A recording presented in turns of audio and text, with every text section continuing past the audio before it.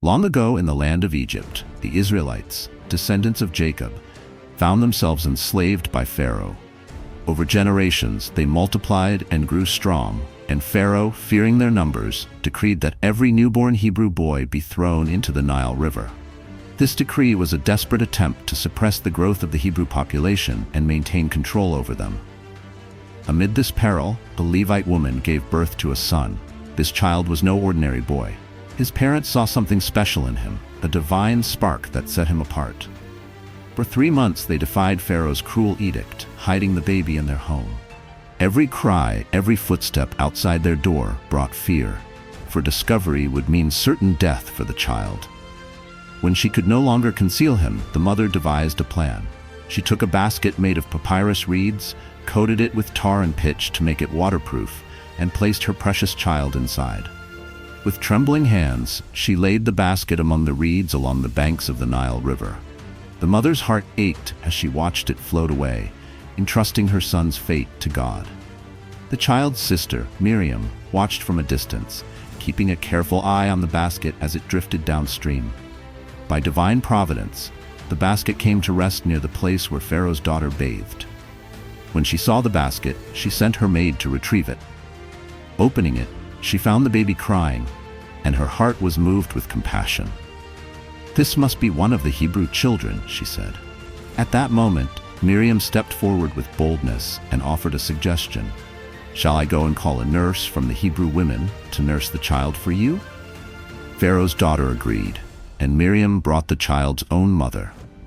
In a miraculous turn of events, the boy's mother was paid to care for him, ensuring his safety and allowing her to nurture him during his earliest years.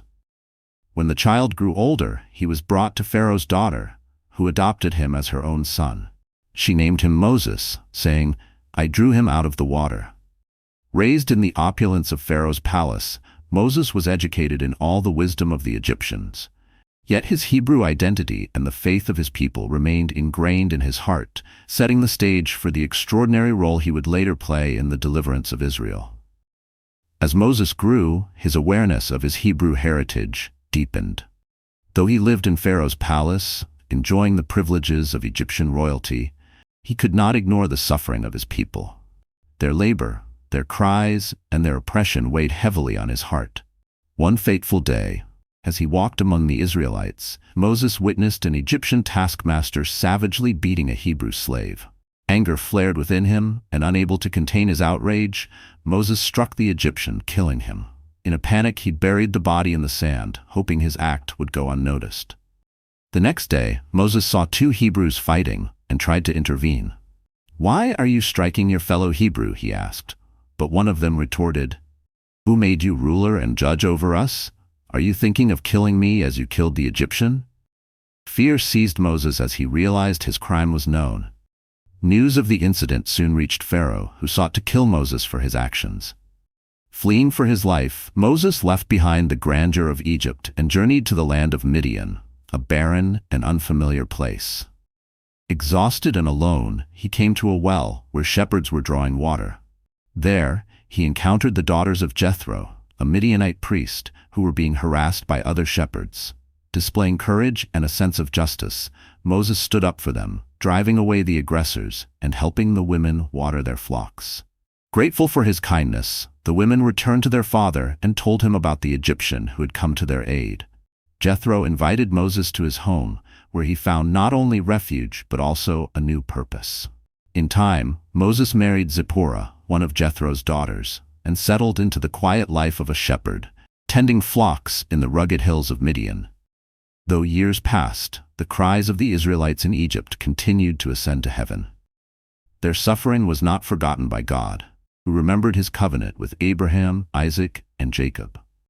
Meanwhile, Moses, now far from the halls of power and the turmoil of Egypt, could not have imagined the extraordinary destiny that awaited him. The wilderness, though seemingly a place of exile, was preparing him for a greater calling, one that would change the course of history.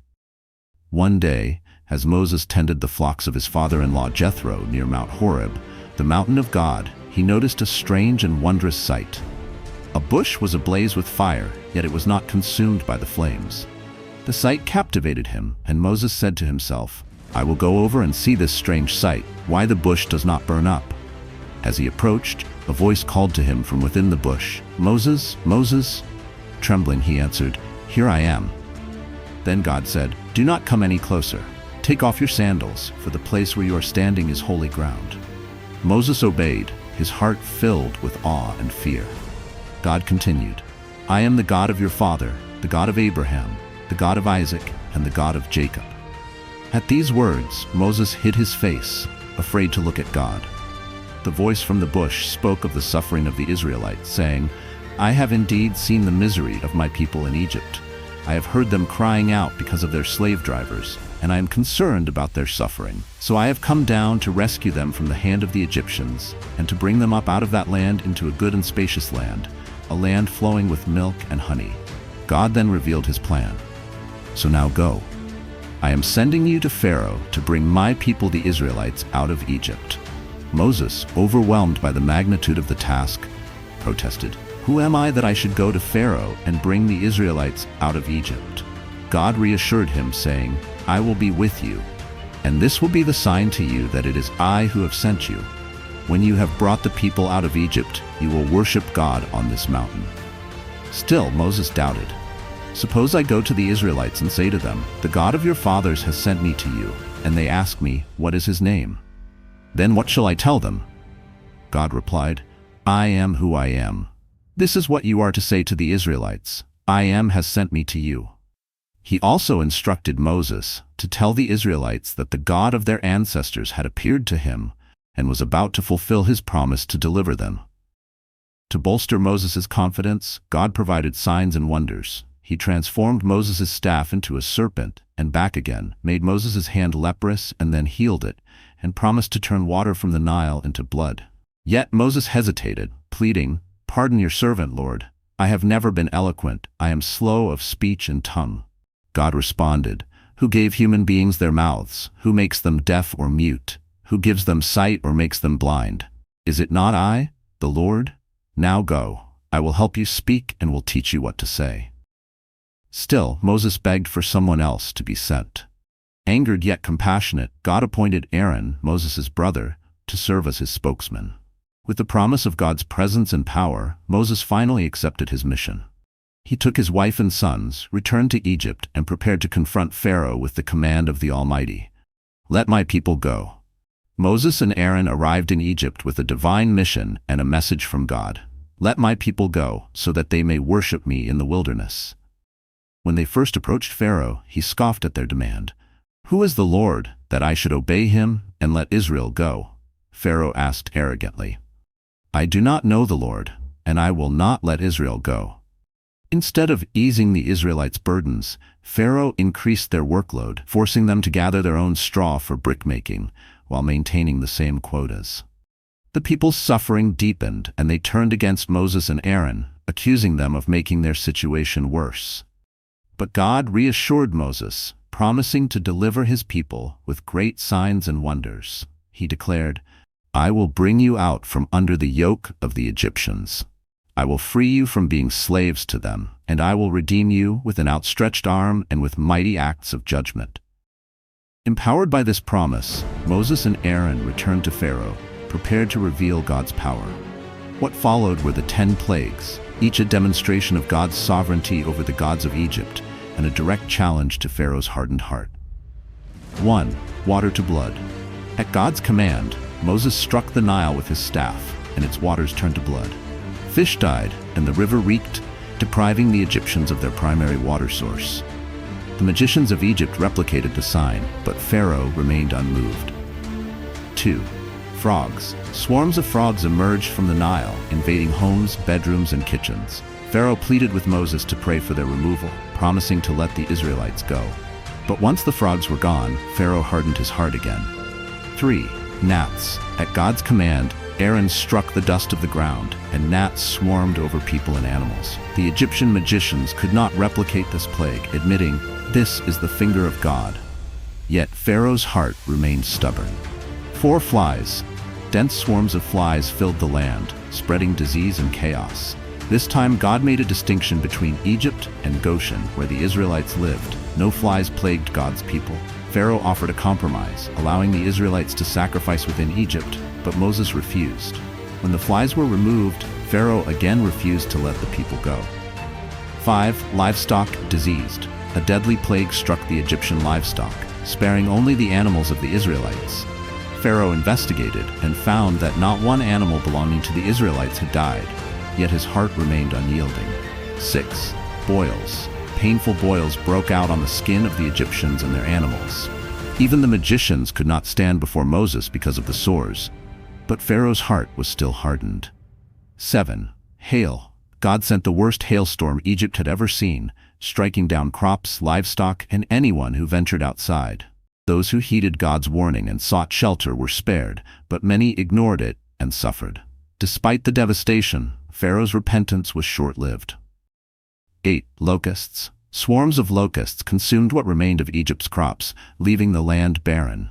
Pharaoh hastily called for Moses and Aaron, confessing his sin and asking for forgiveness. But once the locusts were gone, he hardened his heart again. 9. Darkness. A thick, oppressive darkness covered Egypt for 3 days. Only the Israelites had light in their dwellings. Pharaoh, desperate, allowed the men to go but insisted their women and children stay behind. Moses refused, and Pharaoh's anger burned. 10. Death of the firstborn. The final and most devastating plague struck every Egyptian household, from Pharaoh's palace to the humblest servant, claiming the lives of their firstborn sons. The Israelites were spared by marking their doorposts with the blood of a lamb, as God had instructed. This act of obedience became the first Passover, a lasting symbol of God's deliverance. Pharaoh, grief-stricken and broken, finally relented. He summoned Moses and Aaron in the night and said, "Leave my people, you and the Israelites. Go, worship the Lord as you have requested. Take your flocks and herds and go. And also bless me." The Israelites departed in haste, carrying with them the riches of Egypt and unleavened bread, as there was no time for it to rise. God's mighty hand had delivered his people, and they began their journey to the promised land, guided by a pillar of cloud by day and fire by night.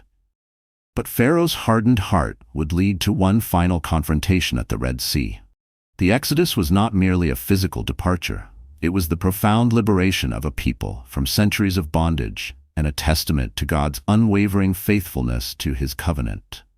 As the Israelites departed Egypt, their numbers were immense, estimated to be over 600,000 men, not including women and children. This great multitude included families, herds of livestock, and even some Egyptians who had come to believe in the God of Israel after witnessing the plagues. The journey began under the divine guidance of God, who led them with a pillar of cloud by day and a pillar of fire by night. These symbols of his presence not only provided direction but also reassurance that God was with them every step of the way. The Israelites camped at Sukkoth, then Etham, as they moved closer to the Red Sea. However, God instructed Moses to lead the people to a specific location near Pi-Hahiroth, by the sea, directly opposite Baal-Zephon. This placement seemed strategically unwise, as it trapped the Israelites with the sea in front of them and Pharaoh's armies closing in behind.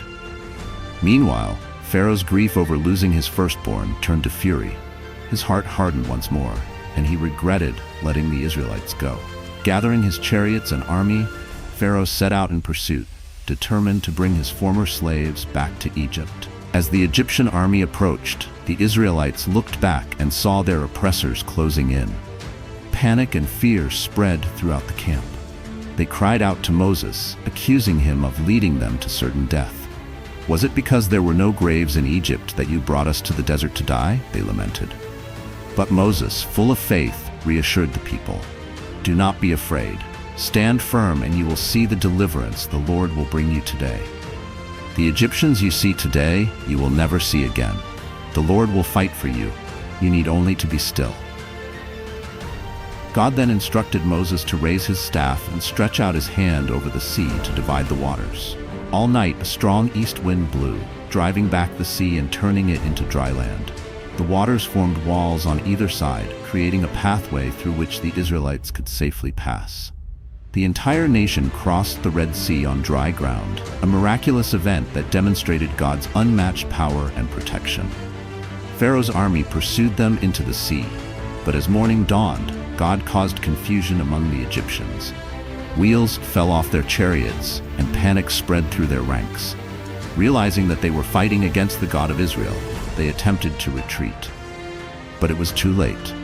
God commanded Moses to stretch out his hand once more, and the waters returned to their place, drowning the entire Egyptian army. Not one of them survived. The Israelites stood on the far shore of the sea, overwhelmed by the magnitude of what had just occurred. They had witnessed the complete destruction of their oppressors and the undeniable power of their God. In response, Moses and the people sang a song of praise, declaring, "The Lord is my strength and my defense. He has become my salvation. He is my God, and I will praise him, my father's God, and I will exalt him. The Lord is a warrior. The Lord is his name." Miriam, the sister of Moses and Aaron, led the women in a dance of celebration, playing tambourines and singing, "Sing to the Lord, for he is highly exalted. Both horse and driver he has hurled into the sea." The Exodus was not without challenges. As they journeyed through the wilderness, the Israelites often faced hunger, thirst, and uncertainty. They grumbled against Moses, longing for the comforts of Egypt despite their newfound freedom. Yet, God remained faithful, providing for their needs. He sent manna from heaven, quail to eat, and water from a rock. At every step, God demonstrated his provision and his commitment to his people. The crossing of the Red Sea marked the beginning of a transformative journey. The Israelites were no longer slaves. They were a chosen people, set apart to fulfill God's purposes. The Exodus was not merely a historical event, but a defining moment in the identity of Israel, a story of redemption that would be retold for generations as a reminder of God's power, faithfulness, and love. While Moses was on Mount Sinai for 40 days and 40 nights, receiving the laws and commandments directly from God, the Israelites grew restless.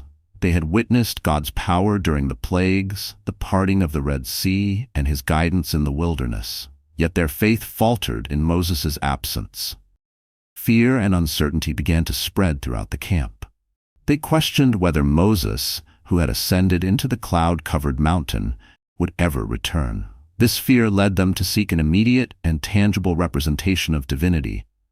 The people approached Aaron, Moses' brother and second in command, with their demands. "Come, make us gods who will go before us," they said. "As for this fellow Moses who brought us up out of Egypt, we don't know what has happened to him." Under the mounting pressure, Aaron capitulated. He instructed the people to gather their gold earrings, which had been taken from the Egyptians during their exodus. The Israelites willingly handed over their treasures, and Aaron melted the gold, fashioning it into the image of a calf. When the golden calf was presented, the people declared, "These are your gods, Israel, who brought you up out of Egypt." They built an altar before the calf and announced a festival. The next day, the Israelites offered burnt offerings and fellowship offerings, celebrating with feasting, drinking, and revelry. Their actions were a direct violation of the covenant they had just agreed to, particularly the commandment against idolatry.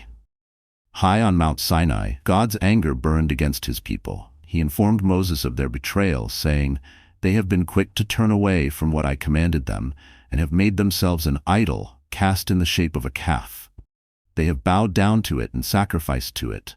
God declared his intention to destroy the Israelites and start anew with Moses. However, Moses, deeply grieved but steadfast, pleaded with God to spare them. "Why should your anger burn against your people, whom you brought out of Egypt with great power and a mighty hand?" he asked. Moses reminded God of his promises to Abraham, Isaac, and Jacob, appealing to his mercy and faithfulness. God relented and did not bring the disaster he had threatened. Moses descended the mountain, carrying the 2 stone tablets inscribed by the finger of God. As he approached the camp, he saw the golden calf and the people's unrestrained celebration. Anger consumed him, and in a symbolic act of their broken covenant, Moses threw the tablets to the ground, shattering them at the base of the mountain. He seized the golden calf, burned it in the fire, ground it into powder, scattered it on the water, and made the Israelites drink it. This act was both a physical and spiritual purification, forcing the people to internalize the bitterness of their sin. Moses then confronted Aaron, demanding an explanation for his role in the debacle. Aaron offered a feeble defense, claiming, "You know how prone these people are to evil. They said to me, 'Make us gods who will go before us.'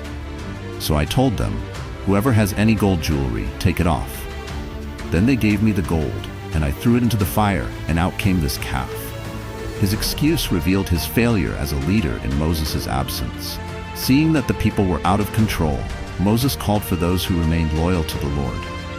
The Levites, the priestly tribe, rallied to his side. Moses commanded them to execute judgment on the unrepentant idolaters, and about 3,000 people were killed that day. This act of discipline was necessary to restore order and demonstrate the seriousness of their sin. The next day, Moses returned to the mountain to intercede for the people. He acknowledged the gravity of their sin and offered his own life as atonement, saying, "But now, please forgive their sin. But if not, then blot me out of the book you have written." God responded, "Whoever has sinned against me, I will blot out of my book. Now go, lead the people to the place I spoke of, and my angel will go before you." However, God warned that the consequences of their sin would still follow them. God commanded Moses to chisel out 2 new stone tablets and ascend Mount Sinai once more. There, God reaffirmed his covenant with the Israelites, rewriting the 10 Commandments. During this time, God revealed more of his character to Moses, proclaiming, the Lord, the compassionate and gracious God, slow to anger, abounding in love and faithfulness, maintaining love to thousands, and forgiving wickedness, rebellion, and sin. Yet he does not leave the guilty unpunished." Moses bowed down and worshipped, pleading for God to continue to go with his people. When Moses descended the mountain the second time, his face was radiant from being in the presence of God. The Israelites were afraid to come near him, so Moses veiled his face when he spoke to them. This radiance symbolized the glory of God and the renewed covenant. The incident of the golden calf was a turning point for the Israelites. It exposed their tendency to rely on visible, tangible symbols rather than trusting in the invisible God who had delivered them. Yet it also highlighted God's mercy and willingness to forgive, as well as Moses' role as an intercessor. The renewed covenant reaffirmed the Israelites' identity as God's chosen people and set them back on the path toward the Promised Land. After the incident of the golden calf, the Israelites needed a tangible way to reconnect with God and restore their commitment to him. God instructed Moses to construct the tabernacle, a portable sanctuary where his presence would dwell among his people. The tabernacle would serve as a sacred space, symbolizing God's closeness and his desire to be with his chosen nation. It would also provide a structured system of worship, guiding the Israelites in their relationship with him. God provided Moses with detailed instructions for building the tabernacle, down to the finest measurements and materials. The Israelites were called to contribute freely from their possessions, offering gold, silver, bronze, fine linens, precious stones, and acacia wood. Despite their earlier rebellion, the people responded with overwhelming generosity, bringing more than enough materials for the construction. Their willingness to give demonstrated a renewed dedication to God and his covenant. The construction of the tabernacle involved skilled artisans, whom God had filled with his Spirit, granting them wisdom, understanding, and craftsmanship. 2 men, Bezalel and Oholiab, were appointed to oversee the work. Bezalel, from the tribe of Judah, was especially gifted in artistic design, while Oholiab, from the tribe of Dan, assisted him in carrying out the intricate details of the project. Together, they led a team of skilled workers who brought God's vision to life. The tabernacle's structure was designed to be both functional and symbolic. Its outer courtyard contained the bronze altar for sacrifices and the bronze basin for ceremonial washing. These elements emphasize the importance of purification and atonement before entering God's presence. Inside the tabernacle itself, the sacred space was divided into 2 sections, the holy place and the most holy place. The holy place contained the golden lampstand, the table of showbread, and the altar of incense. The lampstand, fashioned from a single piece of pure gold, had 7 branches and represented God's eternal light. The table of showbread held 12 loaves of bread, symbolizing God's provision for the 12 tribes of Israel. The altar of incense stood before the veil that separated the holy place from the most holy place. and the incense burned there represented the prayers of the people rising to God. The most holy place, also known as the Holy of Holies, housed the Ark of the Covenant. The Ark was a wooden chest overlaid with pure gold, containing the stone tablets of the Ten Commandments, a jar of manna, and Aaron's staff that had budded. Its lid, called the mercy seat, was adorned with two gold cherubim facing each other with outstretched wings.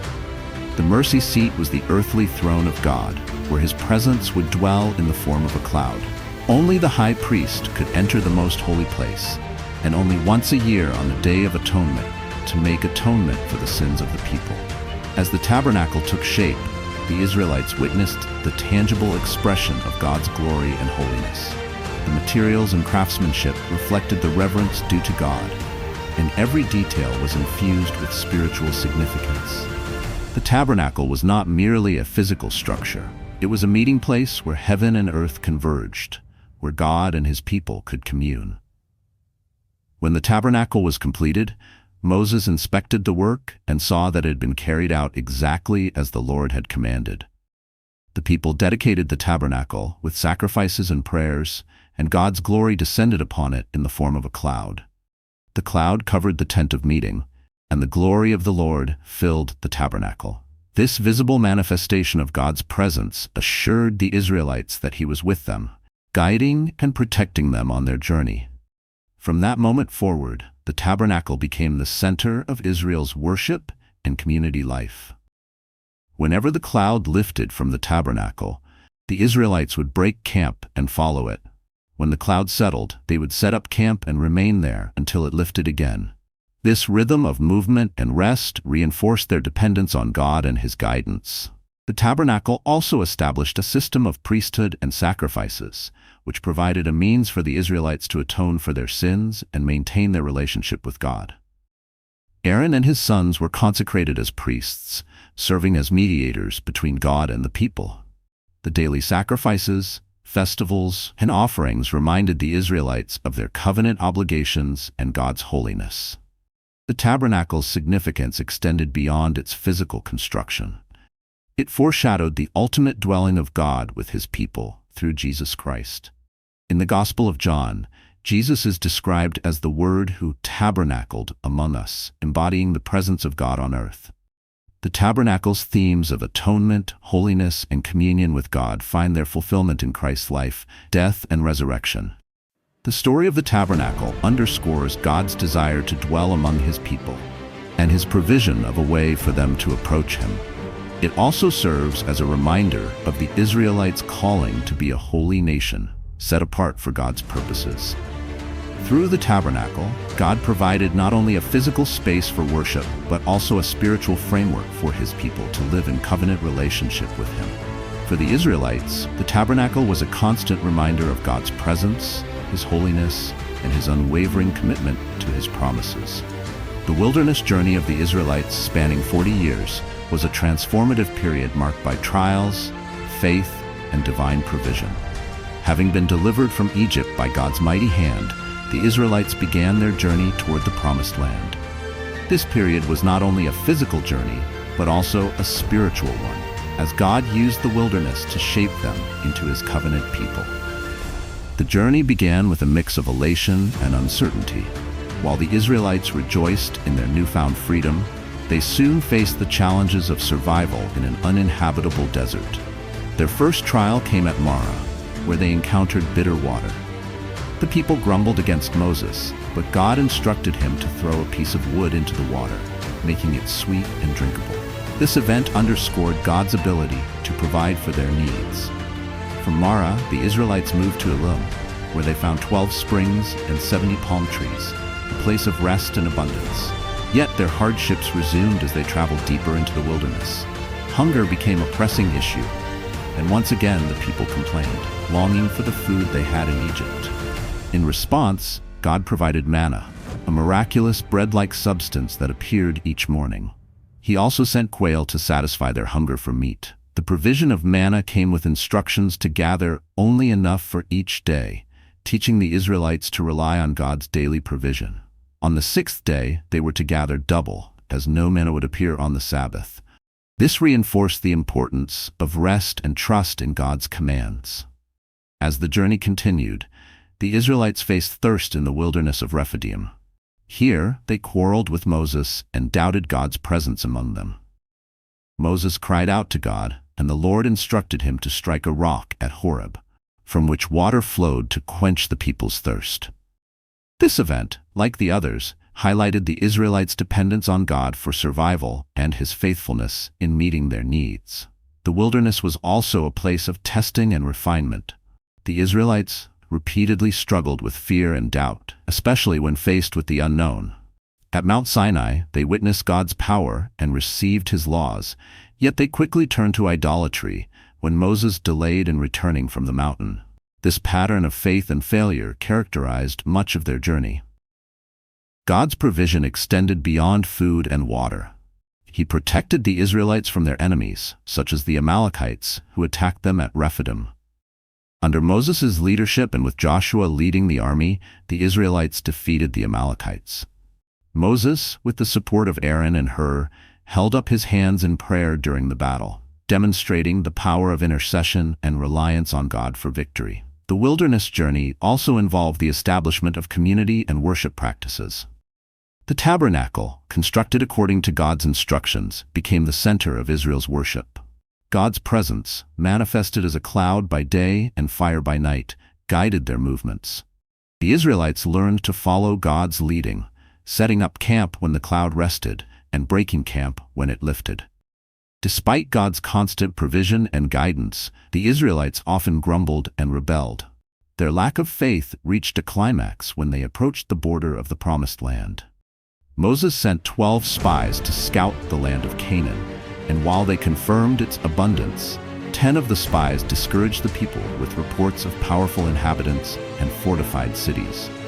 Only Joshua and Caleb urged faith in God's promise, but the people's fear led them to rebel and refuse to enter the land. As a result of their disobedience, God declared that the current generation would not enter the Promised Land. Instead, they would wander the wilderness for 40 years until a new generation arose, one prepared to trust and follow God fully. This punishment was also a period of preparation, as the Israelites learned to rely on God and live in obedience to His covenant. Throughout their journey, God demonstrated both justice and mercy. When the people sinned, He disciplined them, yet He continually forgave and provided for their needs. The wilderness was a place of transformation, shaping the Israelites into a people set apart for God's purposes.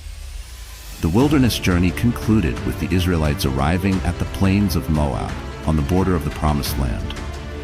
Moses, now an old man, reminded the people of God's faithfulness and the lessons of their journey. He urged them to remain obedient and faithful as they prepared to enter the land promised to their ancestors. The wilderness experience, though difficult, had prepared them to become a nation that reflected God's glory and fulfilled His purposes. As the Israelites reached the plains of Moab, overlooking the Jordan River and the Promised Land, Moses knew that his time as their leader was coming to an end. At 120 years old, Moses was still vigorous in body and spirit, but God had already told him that he would not enter the Promised Land due to his disobedience at Meribah, where he struck the rock instead of speaking to it as God had commanded. Moses gathered the Israelites and delivered a series of speeches that would later form the book of Deuteronomy. These speeches served as both a reflection on their journey and a reaffirmation of God's covenant. He reminded them of the miracles they had witnessed, the laws they had received, and the importance of remaining faithful to God. Moses urged them to love the Lord with all their heart, soul, and strength, and to teach His commandments to their children, so that future generations would walk in obedience. In his farewell address, Moses emphasized the blessings that would come with obedience and the curses that would follow disobedience. He called heaven and earth as witnesses against them, declaring, "This day I call the heavens and the earth as witnesses against you, that I have set before you life and death, blessings and curses. Now choose life, so that you and your children may live, and that you may love the Lord your God, listen to His voice, and hold fast to Him." Knowing that he would not lead the Israelites into Canaan, Moses commissioned Joshua as his successor. He laid hands on Joshua in the presence of the people, transferring authority and encouraging him to be strong and courageous. The Lord himself goes before you and will be with you. He will never leave you nor forsake you. Do not be afraid. Do not be discouraged, Moses said. God then instructed Moses to climb Mount Nebo, from where he would see the promised land. Moses ascended the mountain, and from its summit, God showed him the entire land, from Gilead to Dan, Naphtali, Manasseh, Judah, and as far as the western sea. Though he would not enter it, Moses saw the fulfillment of God's promise to Abraham, Isaac, and Jacob. On Mount Nebo, Moses died in the presence of the Lord. God himself buried him in a valley in Moab, but to this day no one knows the location of his grave. The Israelites mourned for Moses for 30 days, honoring the man who had led them out of slavery, interceded for them before God, and guided them through the wilderness. Moses' legacy endured, not only as a leader and lawgiver, but also as a man of deep faith and humility. The Bible declares that no prophet had arisen in Israel like Moses, whom the Lord knew face to face. His life and leadership became a model of obedience, perseverance, and unwavering trust in God, inspiring generations to come. The story of Moses is one of faith, leadership, and God's unwavering commitment to his promises. Through Moses, God delivered his people, established a covenant, and set the foundation for a nation devoted to him. Moses' life remains a testament to the power of obedience and the enduring faithfulness of God.